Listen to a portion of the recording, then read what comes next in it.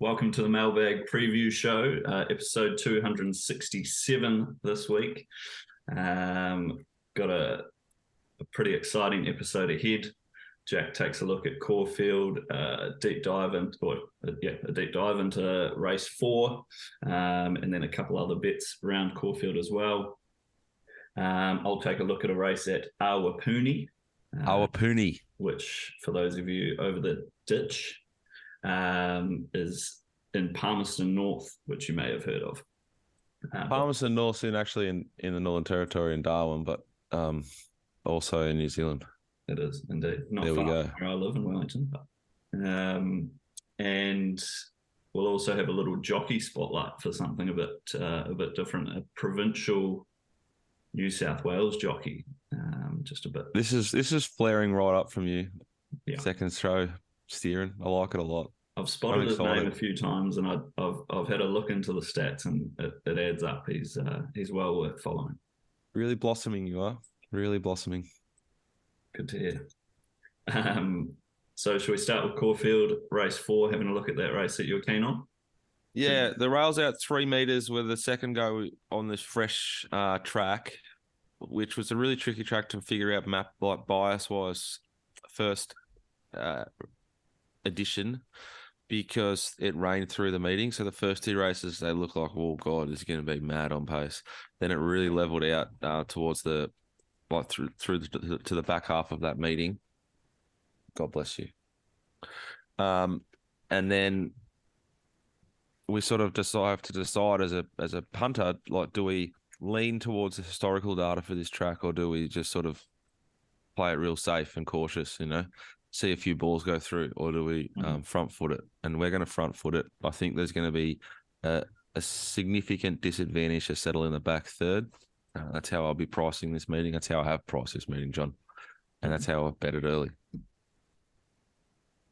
Race 4. It's a race of, like, sort of horses we know and have a bit of a grip on. Some of them have shown potential ability, and some of them haven't. And there's a horse, the 5 Toronado Rouge, who I think will be your leader, which is a good advantage for the horse. It's got some upside. It's lightly raced. It goes Chadwick to pin. Its win. It won a maiden on a soft 6, and then it won another race on a heavy 9. Its work was pretty good on that heavy 9, and it's certainly going to be advantaged by the map. Hazel Baby was a horse that was really well respected. Last start at Caulfield, started 480, was a pass mark, I reckon, at best. I think it was suited with where it was in run. Lounge Bar Ruby won that race. It came out and ran a pretty good race again at Flemington, so the form around it is legitimate. There's the Varvia form from the Caulfield race, which is, again, different to the Hazel Baby form. I don't think that's as strong, but it's certainly, like, relevant to this race. I think there's horses in that coming out of that race that are going to, again, be not suited here. And then there's a horse, number 9, Our Red Morning, who gets Matthew Cartwright on, replacing Bo Mertens, and it's having its 3rd start in Australia. It had 2 starts in Kiwi land, where it would, to the eye and to the numbers, looks awful. Mm-hmm. But what it did last start was a thing of beauty. It settled 9th of 10 there. It settled 6th of 11th, first up in Australia, and it settled midfield its last start in Kiwi land. I think it can land midfield. I think the form out of its win at Mornington is good. There's only been 1 horse out of the race, Naughty Nightmare. I've had a few of them. It's come out and won, the only horse out of the race. So I think you can sort of stamp it as the form's good. What it did to the clocks, like, very, very, very sexy work. It's just destroyed class benchmarks. Like, it's the horse on the up. It's the horse I've backed. I think you should back too responsibly. I think we can land midfield. I think Matthew Cartwright will do a job. He's going at 14.4% profit on turnover his last 100 rides, striking at 12%. I think he's a rider the market's sort of not sure about, but he's performing well. And I think this horse is probably the most exciting horse headed to Caulfield on Saturday. Number 9, Our Red Morning, Johnny. There you go. It's a decent push for it. I'm just having a look now. Yeah, decent tempo at that Mornington race, and it's run the fastest last 600, second fastest last 400, and fastest last 200 of the entire meeting. Yeah, it's which is very phenomenal stuff. Very good. Was there any other races? There's the Sir John Monash. Did you want to briefly touch on that? I'll quickly talk about race 3 because it interests me a fair bit. The market wants to come for Art Zeno, the Price Kent Junior horse by Mertens rides. Now Art Zeno is coming out of the first Immortal race, so it started. We backed it. Right, it started $3 there. It opened $4.40, and it loomed to do something and did nothing. The run prior started $15 and was very, very good at Sandown. It's now third up. It goes pinned back to Bow, to Bow. That's like for like. Wiramu's been sort of uncovered by the market and is now sort of struggling to beat SP. Bow's riding really, really well, so they're about the same the way I read it. From barrier 10, Bo Mertens. This horse has never sort of been forward of midfield, which is the main reason why I'm happy to go against it here. So Sleek started $10 in that race, so I can understand the sort of SP punters falling into, and justifiably so, Art Zeno here. But I just think with the setup for So Sleek is just so simple. Cartwright again. The horse will carry 54 kilos. It will land, I think, leaders back. It'll be put into the race. It's going to get every single possible. I love the form lines, and I'd have So Sleek shorter than Art Zeno, but I think they're the two that are relevant to that race. Yeah. I thought in race number 7, Great Mama is the easiest bet of all time at the price. It was given none first up at Sandown. It pinged the lids and was half slow away in that race there. It started 420 versus Flying on a Limb, who won 650. Bubble Palace $12. You look at the prices now, it's just ridiculous. Bubble Palace maps well, sort of hard to knock. But Flying on a Limb, I've underestimated its map the last 2 starts. It's been drawn in, kicked up, and been given absolute peaches by Celine Gaudray and then Luke Campbell. I think the switch to the outside barrier will be a bit more of a chink for this horse. But we'll see. I've been wrong a lot with this horse. Sort of always find it and then I get rid of it on the map. And I'm doing that again here. But I just think off the prices, those SPs, and what Great Mama did on your form guys, it'll say around 99th, but it didn't. It pissed in. Yeah.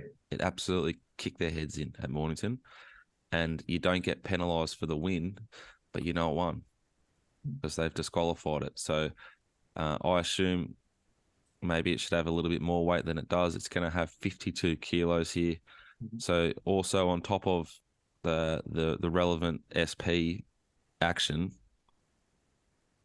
Flying on a Limb has 2 more kilos versus Great Mama's lost 2.5 kilos for when they met, and it started shorter and it wasn't suited. I think it gets every possible here. I love sitting wide on a speed at Caulfield, just at the price. Very, very easy bet to have. In the last, I'm backing French Emperor. It looks a set up to me. Third or fourth up. Melamon might even be something else on. I think it's going to be hard to beat. It's going to roll forward and be there or thereabouts. And then in the Sir John Monash, who, if you do your research, John, he's up there all-time great Australians. He got one of the greats. John, didn't you? Last season, maybe on a preview show. I would be.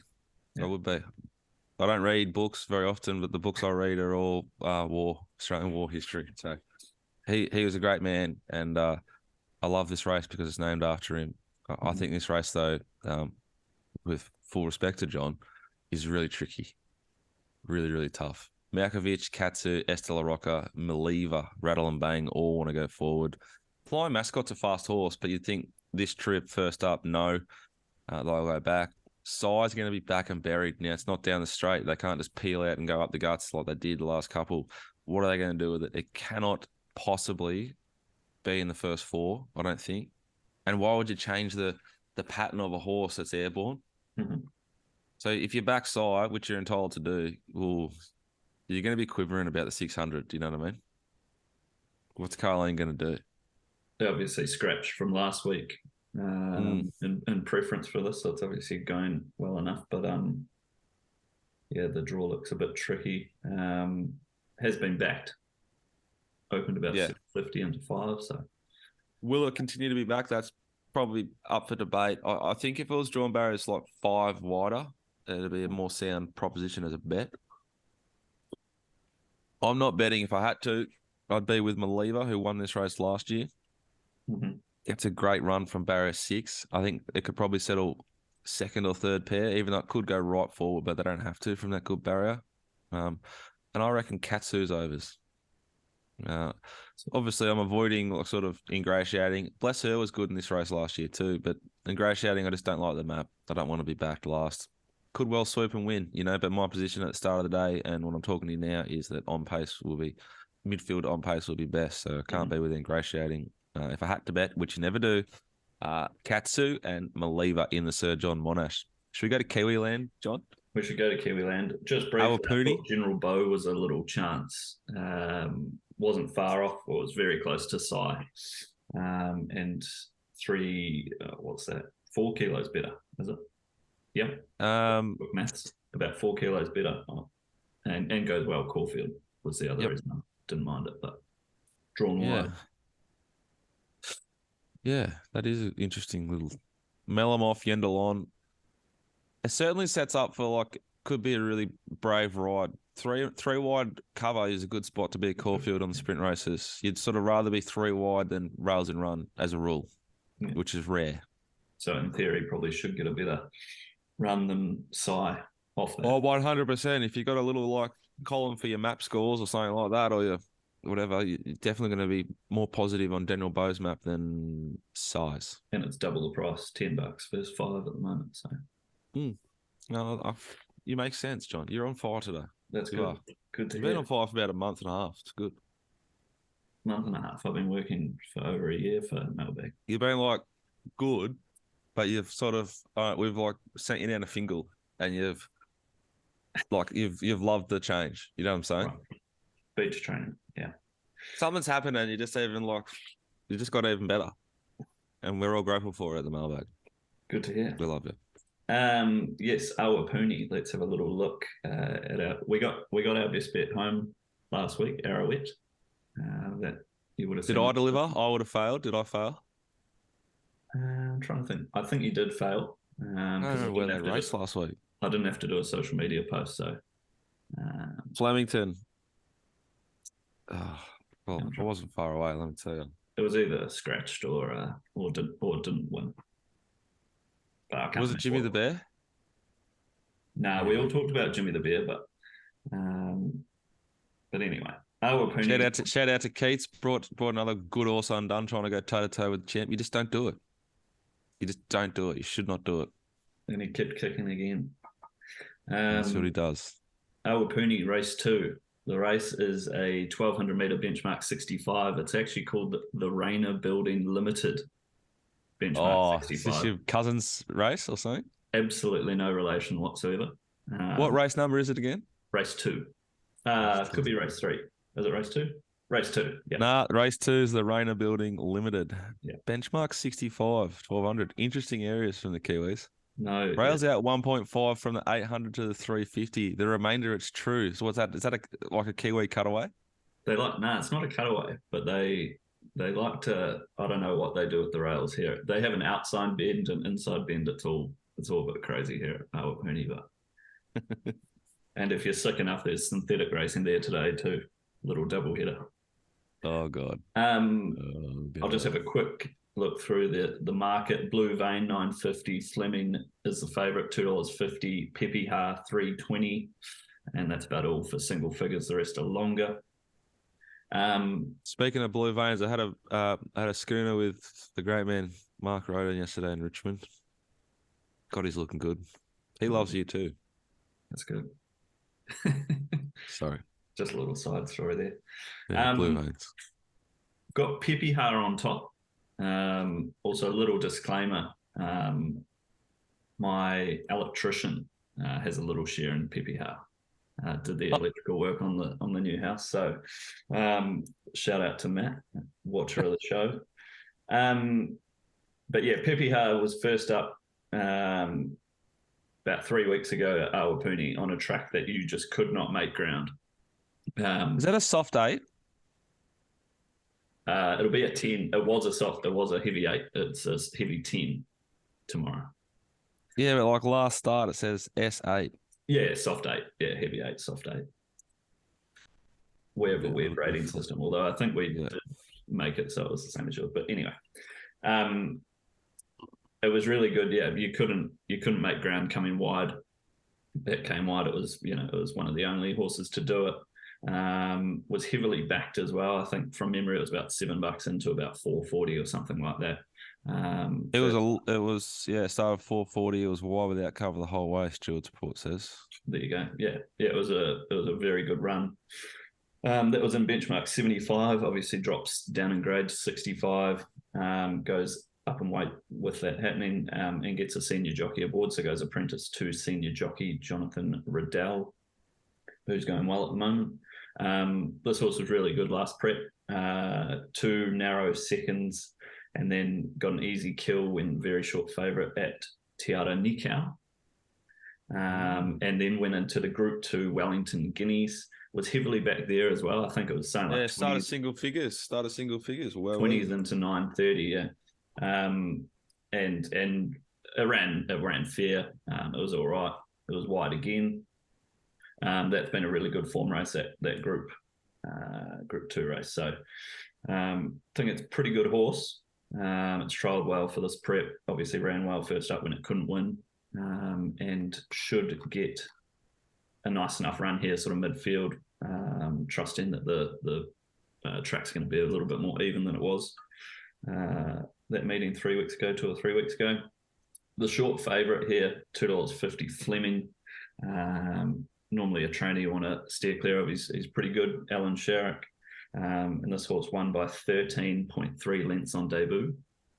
Had a long break since, almost a year off since. So possibly something sort of amiss there. You don't often see a Alan Sherrick trialer, so I don't know. It's been to the trials or the jump outs or anything like that. So who knows what could happen. But yeah, I think Pepe is pretty handy. Fleming SP to $1.40 versus 3 of these. Wow. Pepe did. No. Fleming started at $1.40 yeah. versus Pashi Maya, That's Daisy, and Leon Rouge. Yeah. I don't know. So Fleming the one you're scared of, but Pepe Haha the one we're with. Correct. Fleming could basically come out and win easily. I didn't like the draw. Don't know where it gets to. Sort of probably wide, no cover, whereas Pepe can sort of be just inside it and kind of dictate to it. John going for 2 from 2. Going for 2 from 2, yeah. That would be. Right, are we going to find a... shout out to that. Obviously now Jono expects a little bit of a haircut on the next one. Exactly. Are we headed to like rural New South Wales? Rural New South Wales, provincial country New South Wales, but via Namibia. Where? Namibia. What is that? In Africa. Namibia? Yeah. Namibia. Oh, yeah. I didn't know if it was a That's Kiwi racetrack or a country. That's where this bloke's from. Hevelon van der Hoven. So he's been in, what's he had? 100... Well, I don't know if that's actually in Australia or not. He's had 89 rides this season. He's riding at almost 17% winning strike rate for the season and 22% for the last 50 at a positive return on investment of 35%. Oh, I spotted. Where's he riding on Saturday? I think he's at Embla, which is the secondary. Oh, so he's getting close. He's getting close to town. Yeah, he rides like the provincial meetings, and I think he's had a couple of metro rides as well. Is it Kimberley? No, Newcastle. Probably Newcastle. Newcastle. Yeah. And he's also riding at Goulburn today, which I've got a little... Goulburn. You got to really like Aussie. Goulburn. Goulburn. when riding for Annabelle Neesham, that's the real one you got to look for. He's had 31 rides for Annabelle, 12 wins at a win percentage of 38.7%. How do you find this stuff? I saw his name kept popping up in the results, and then I went to have a dig for him. Yeah, full credit. And used punning form to find the stats. Do you know the most 141% famous pop. Australian to come from Goulburn? Say that again. Maybe not the most famous. Michael Diamond's from Goulburn. He won a gold medal for shooting at the Olympics. Anyway, sorry. The only good Australian. Who was our ice skater man that did the Keats video? Bradbury, Stephen. You didn't even know who he was, did you? What's that? Did you know who he was when we did that video? I'd never seen it. And remember, I was making that video and I was absolutely losing it. Couldn't believe it. Little tip for Friday players is Van der Hoeven, Annabelle Neesham at Goulburn. Race 8. Invasive. The show will be up. The show will be up by then, wouldn't it? I'll get it up by then, yeah. One first up over 1,000, running the fastest everything for the whole meeting. Steps up to 1,200 and Van der Hoeven Neesham combination. What more can you ask for? Imagine owning one and it ends up at, like, you're running at Goulburn and you're running at Annabelle. And Van der Hoeven. Oh, God almighty. Like, even Annabelle's just beating her A2E last 100. This guy's just abusing it, and the combo is just, that's assault. And I think it's about $6 this horse, so. Johnny, all over it. Well worth it. All right, my man. Anything else we should do? Just a little touch on our runners. Face the Jury goes around at Sale today, race 4. Did you want to briefly touch on that race? Who chanced? We appear to have run into another very talented horse. That'll be 3 from 3. This horse has been 2 runs, 2 seconds for us, and good performances. Should have won first up, slaughtered.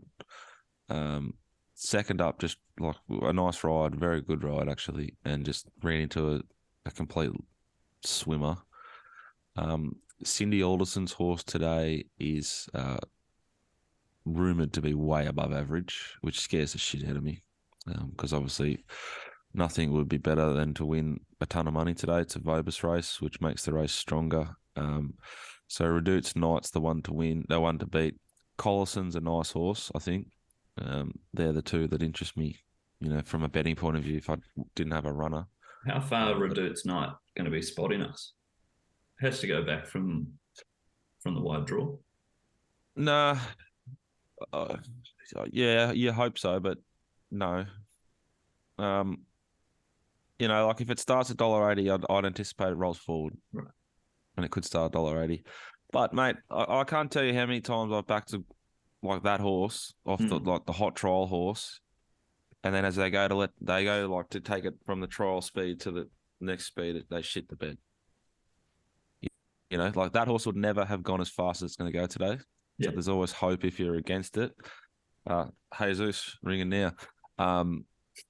There's always hope that it doesn't sort of do it, So we live in hope. We remove pin rides, drawn well. We pray to all the gods. Keats pulled up well, ran a really good number there on Saturday. He's going really well. We're going to freshen him up slightly and change plans a little bit, but he's going well. And I actually don't know much else, John, because you're the racing manager, and I may have overdone it a little bit last night, and I haven't yet, which is one of my favourite things to do, and it'll be your favourite thing to do as well if you become an owner, is spend my Friday mornings just going through my updates. I love it. Good fun. I haven't done it yet though today, so I've got no idea. Hey, you keep dominating, and if you're watching, and just have a great weekend, enjoy yourselves. Caulfield's going to be outstanding on Saturday. Great racing everywhere. Sport got deluxe. Mitch Marsh, one of the great all-time Ashes tons last night, really dug us out of a spot and sets up for us to do a job on these blokes tonight too. The cricket starts 7:50. Life's great. Have a phenomenal weekend. Jono, I love you. God bless you. And everyone have a phenomenal weekend. Bye for now. 4 rides for Van der Hoeven today at Goulburn, 5 at Newcastle Saturday. Keep an eye on them. Galban and Newey. Galban and Newey. And Hawkesbury. Hawkesbury's got 6. I think that's Sunday. So just a weekend of Vanderhoven. All those stats that Jono has given you guys, puntingform.com.au. Invest in yourself and become a better punter today. Have a good weekend.